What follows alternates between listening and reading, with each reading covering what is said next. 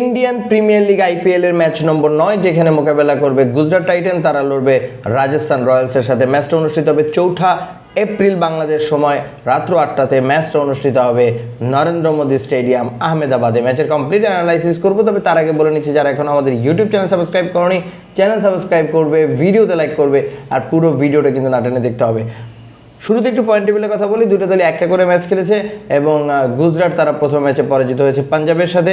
সেই ম্যাচটা তাদের অ্যাওয়ে ম্যাচ ছিল এবং সেই ম্যাচে তারা বেশি রান করতে পারেনি, 160+ করেছিল এবং সেটাকে তারা ডিফেন্ডও করতে পারেন। ডিফেন্ড করতে পারার কথাও না, কারণ ওই ম্যাচে 180+-এর নিচে রান হলে সেইটা ডিফেন্ড করা টাফ। তারপরে তারা পাঞ্জাবের 7টা উইকেট ফেলে দিয়েছিল, তাও মাঝখানে অবশ্য খেলা যখন মনে হচ্ছিল একেবারেই খুব দ্রুত শেষ হয়ে যাবে, সেই সময় তারা 3-4টা উইকেট নিয়ে খেলাটাকে কিছুটা ওই জমিয়েছিল। আসলে জমেনি, বরং ওই 7টা উইকেট তারা ফেলে দিয়েছিল। এই 3টে উইকেটে তারা জয়লাভ করেছিল।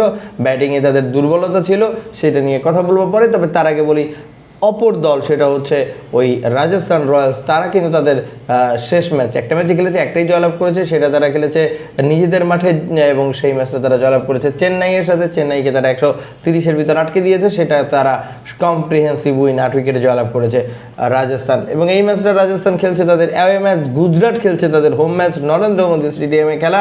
এবং এই মাঠে কিন্তু অ্যাভারেজ রান 183, সর্বোচ্চ রান চেজ হয়েছে 207।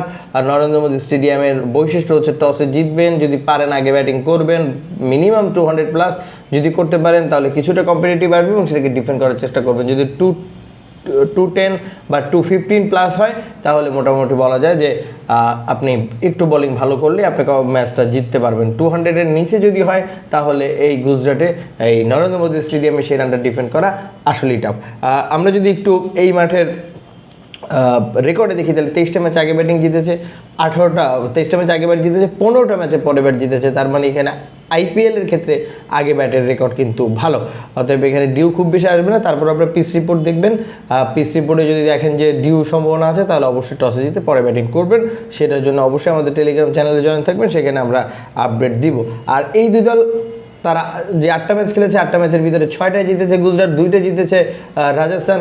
অতএব হেড টু হেড রেকর্ড কিন্তু গুজরাটের ভালো, কিন্তু কথা হচ্ছে যে এই ম্যাচে তারা কেমন করে।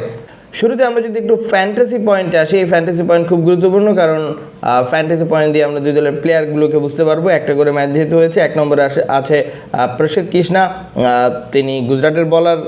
তাকে লাস্ট ম্যাচে আমি একটু অবাকই হয়েছে যে যেহেতু তাকে নামানো হচ্ছিল ইম্প্যাক্ট প্লেয়ার হিসেবে এবং 12 ওভার পর্যন্ত তাকে বোলিংই টোটাল আনা হয়নি, তাকে 12 ওভার থেকে শুরু করে শেষ 4টা ওভার টানা করানো হয়েছে। যদিও তিনি 3টে উইকেট পেয়েছেন, কিন্তু আমার কাছে মনে হয় তাকে নতুন বলে দিলে আমার মনে হয় যে আরও আগে উইকেট যদি পড়তে পারতো তাহলে খেলাটা কিছুটা প্রেশার আসতে পারতো।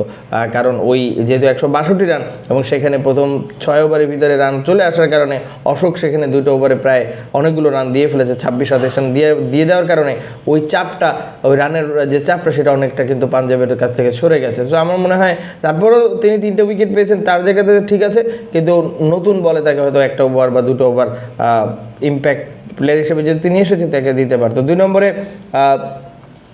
সেই রাজস্থান রয়্যালসের ভাইভা সূর্যবংশী দুর্দান্ত খেলেছেনও লাস্ট ম্যাচে, কুইক ফায়ার তিনি করেছেন।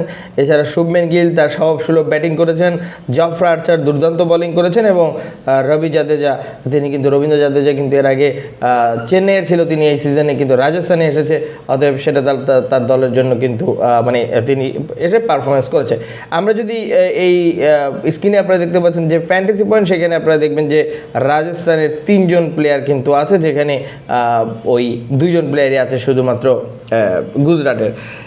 এবার যদি আমরা একটু রানের দিক থেকে দেখি, একটা করে ম্যাচ খেলার পরে সূর্যবংশী 1 নম্বরে আছে 52 রান নিয়ে, 2 নম্বরে শুভমেন গিল, 3 নম্বরে জস বাটলার কিছুটা রানে এসেছে, তবে তিনি যে তার স্বভাবসুলভ ব্যাটিং সেটা তিনি করতে পারেননি। এছাড়াও জয়সওয়াল রানে এসেছেন এবং গ্লেন ফিলিপস।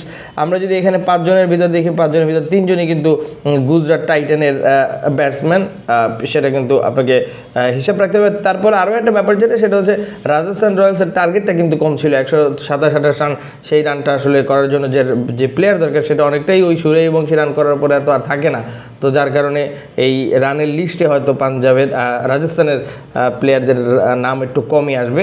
এরপর যদি আমরা একটু উইকেটের হিসেবে আসি, উইকেটে কিন্তু এই সেই প্রসিদ্ধ কৃষ্ণা 3টে উইকেট পেয়েছেন 1 নম্বরে, জাফর আর্চার জাদেজা 2টো উইকেট পেয়েছেন, 2টো করে উইকেট পেয়েছেন নন্দবার্গার, এবং রবি বিষ্ণয় 1টা উইকেট পেয়েছেন। আমরা যদি উইকেট লিস্টে দেখি 5 জনের ভিতরে 4 জনই কিন্তু এই রাজস্থান রয়্যালসের, তার মানে রাজস্থান রয়্যালসের বোলিংটা একেবারে খারাপ বলা যাবে না। যেমন সেখানে ভালো পেসারও আছে, সে তেমন বামাতি স্পিনার, তেমন লেগ স্পিনার রয়েছে। আর এবার যদি আমি একটু টিমের স্ট্রেংথে আসি, টিমের স্ট্রেংথে টিম ওপেনিংয়ে রাজস্থান রয়্যালস এগিয়ে থাকবে, মিডল অর্ডারটা গুজরাট এগিয়ে থাকবে, পেস ডিপার্টমেন্ট আমার কাছে মনে হয় স্লাইটলি রাজস্থান এগিয়ে থাকবে, স্পিন ডিপার্টমেন্টে অবশ্যই রাজস্থান রয়্যালস এগিয়ে থাকবে।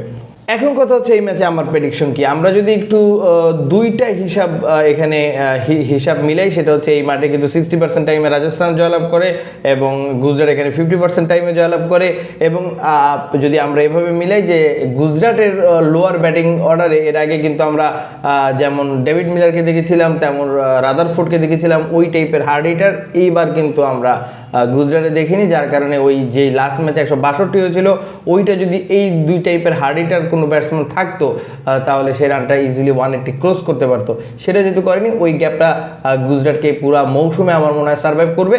আমি এই ম্যাচে কিন্তু ফেভারিট রাখছি রাজস্থান রয়্যালসকে। আপনার মতামত আপনি কমেন্টে জানাতে অবশ্যই ভুলবেন না।